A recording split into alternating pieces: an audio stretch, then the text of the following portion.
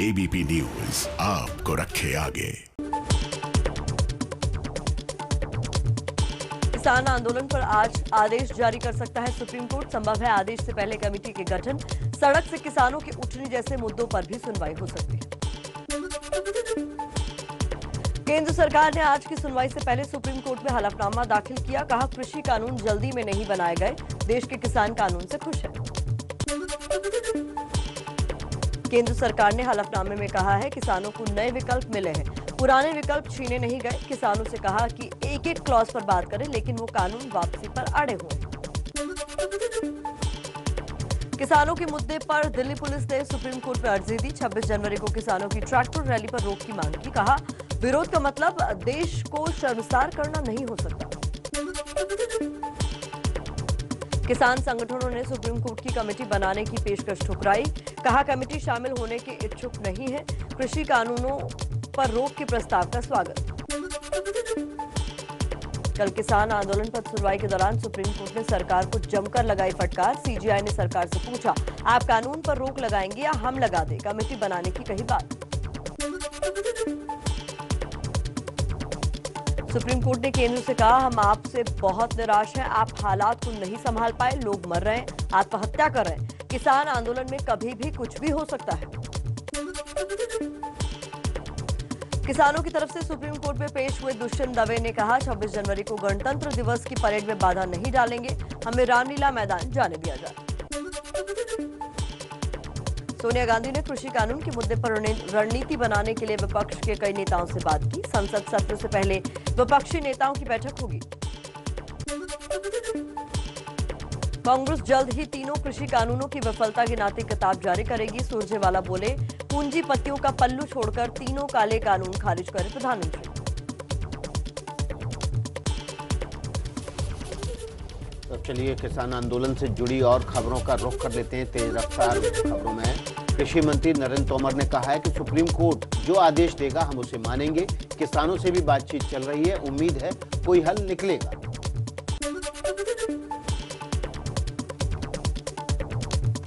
मध्य प्रदेश के रीवा से बीजेपी सांसद जनार्दन मिश्रा का विवादित बयान। कहा, कनाडा से हो रही है किसान आंदोलन की फंडिंग, आंदोलन के पीछे कांग्रेस का हाथ।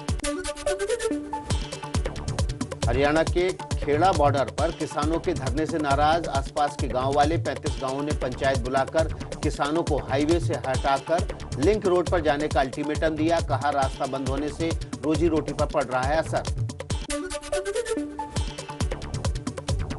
किसानों के समर्थन में एक दिन का आंदोलन करेगी आरजेडी। 30 जनवरी को महात्मा गांधी की पुण्यतिथि पर धरने का ऐलान। किसान आंदोलन के समर्थन में अभय चौटाला ने विधायकी छोड़ने का ऐलान किया। स्पीकर को भेजा इस्तीफा। इंडियन नेशनल लोकदल के महासचिव हैं अभय चौटाला। देश में आज से शुरू होगी कोरोना वैक्सीन की डिलीवरी। सुबह 11:15 बजे सीरम इंस्टीट्यूट की वैक्सीन की पहली खेप पुणे से अहमदाबाद एयरपोर्ट पहुंचेगी। सरकार ने serum institute 1 crore 10 lakh Covishield vaccine का ऑर्डर देगी। 210 रुपए की पड़ेगी एक डोज।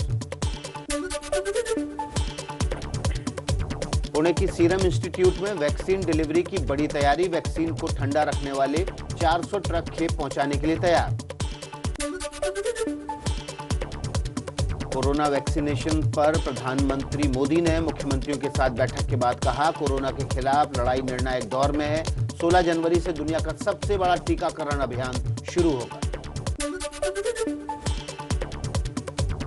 पीएम मोदी ने कहा कि पहले 3 करोड़ हेल्थ केयर और फ्रंटलाइन वर्कर्स को टीका लगेगा। पहले चरण का खर्च केंद्र सरकार उठाएगी।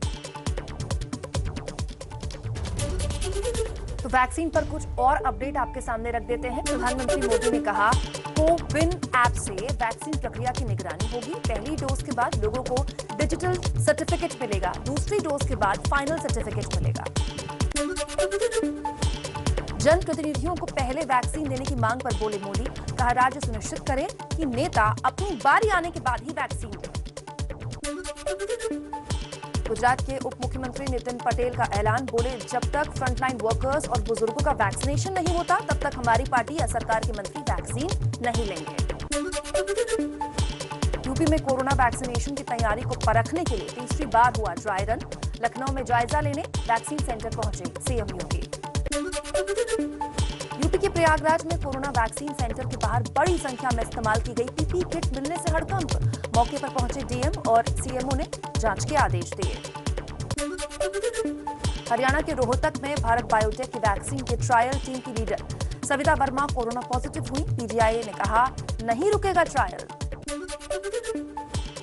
मुंबई के 3 मरीजों में कोरोना के नए स्ट्रेन की पुष्टि हुई है। टाटा मेमोरियल अस्पताल ने बयान जारी कर बताया। यूपी में क्लास 9 से 12वीं तक के सभी स्कूल एक शिफ्ट में खुलेंगे। अब तक 2 शिफ्ट में स्कूलों में पढ़ाई चल रही थी।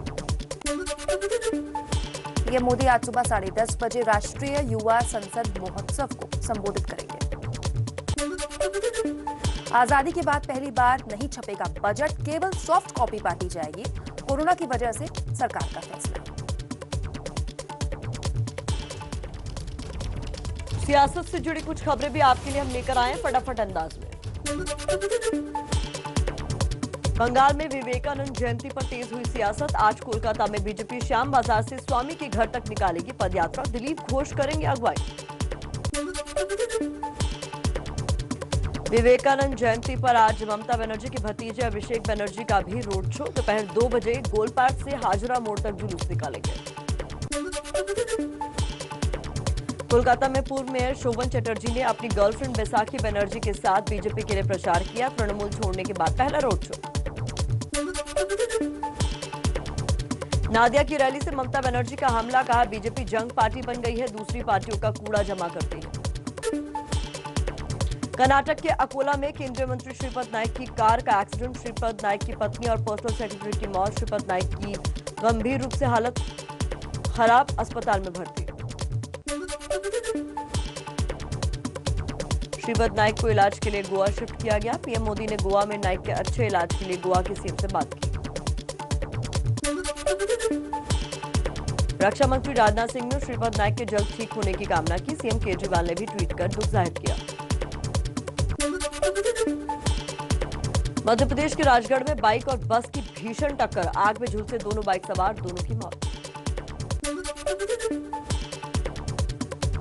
मुंबई में तेज रफ्तार कार का कहर। बांद्रा में वेस्टर्न एक्सप्रेसवे पर बेकाबू कार डिवाइडर से टकराई। जख्मी ड्राइवर की हालत खराब।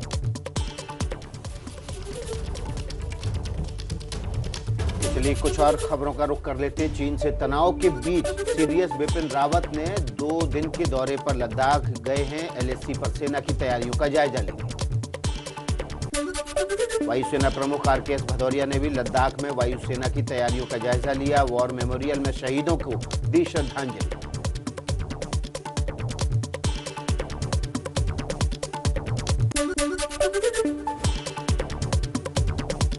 आज से नौसेना का सबसे बड़ा युद्धाभ्यास सी विजिल 21 में शामिल होंगे एयरक्राफ्ट कैरियर और दूसरे जंगी जहाज।